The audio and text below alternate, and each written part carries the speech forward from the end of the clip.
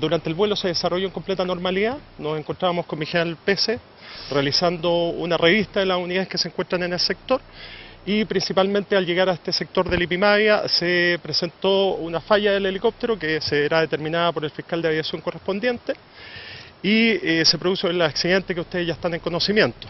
El personal que venía dentro del helicóptero se encuentra en buenas condiciones.